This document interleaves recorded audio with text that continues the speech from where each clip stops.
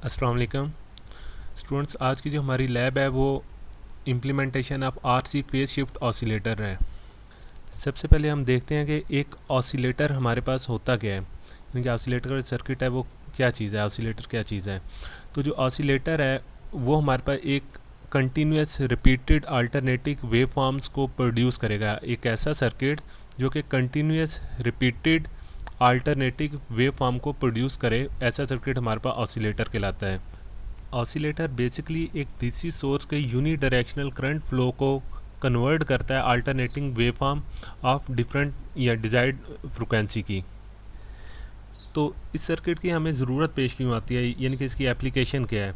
तो सबसे most common application हाँ हमारे लिहाज से हमने जो लैब में देखी है वो सिग्नल जनरेटर्स हैं, जो कि डिफरेंट फ्रिक्वेंसी के सिग्नल्स को जनरेट कर, square wave, triangular wave, sine wave, different wave form के डिफरेंट फ्रिक्वेंसी के सिग्नल जनरेट कर रहे होते हैं हम। तो एक एप्लीकेशन जो है वो हमारे पास ये सिग्नल जनरेटर में हम ऑसिलेटर के सर्किट को यूज़ कर सकते हैं।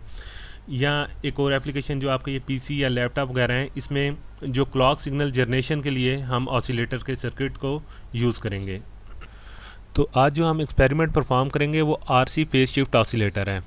अगर इस ऑसिलेटर की सबसे पहले मैं सर्किट डायग्राम पे आऊँ तो इसके दो मेन पार्ट्स हैं।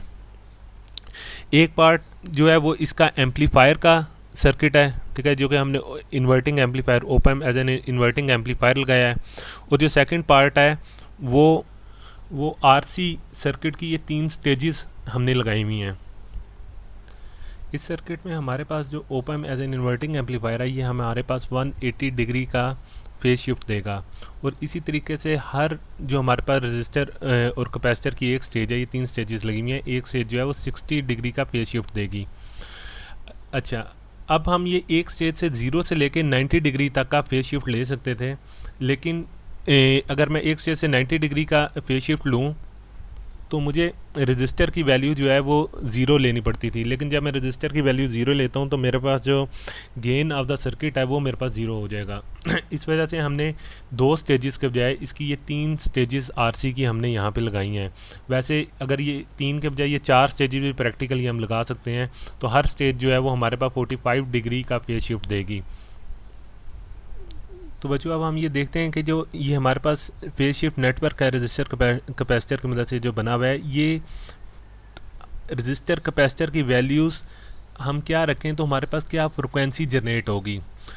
तो इस सर्किट में अगर हम देखें तो यहाँ पे अगर तमाम रजिस्टर और कैपेसिटर की वैल्यू इस नेटवर्क में, यानी कि अगर ये रजिस्टर 1 है, रजिस्टर 2 है, रजिस्टर 3 है, इन तीनों रजिस्टर की वैल्यू और इन तीनों कैपेसिटर्स की वैल्यू अगर हम सेम रखें, यानी कि अगर मैंने रजिस्टर की वैल्यू जो एक्सपेरिमेंट में है वो 6.5 के रखी है, तो R2 की भी R3, यानी कि तीनों रजिस्टर, तीनों स्टेजेस के रजिस्टर की वैल्यू 6.5 की है और तीनों स्टेजेस के कैपेसिटर की वैल्यू 0.01 माइक्रोफेरेड की है।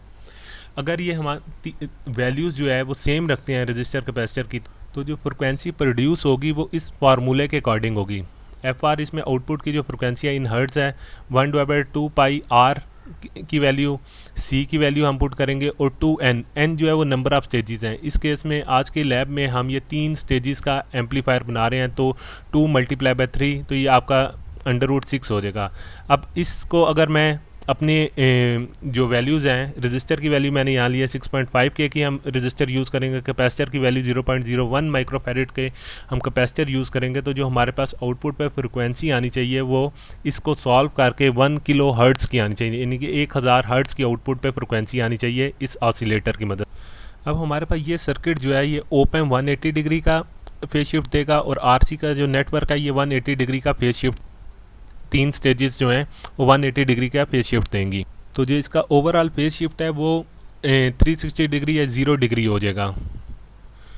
तो इन 3 जो आरसी के स्टेजेस हैं ये जो एटेन्यूएशन प्रोड्यूस करेंगी, जो बीटा की वैल्यू है वो 1/29 होगा। तो हमारे पास जो नॉन इन्वर्टिंग एम्पलीफायर है इसका गेन 29 होना चाहिए ताकि हमारे पास यूनिटी लूप गेन आए।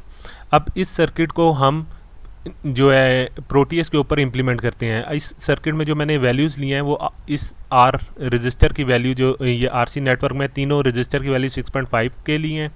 उसके बाद जो कैपेसिटर की वैल्यू है वो मैंने 0.01 माइक्रोफेरेड लिया, और आरएफ की वैल्यू जो है वो 2 मेगा ओम लिया है और ये वेरिएबल है, यानी कि मैं इसकी वैल्यू को वेरी करके देखूंगा।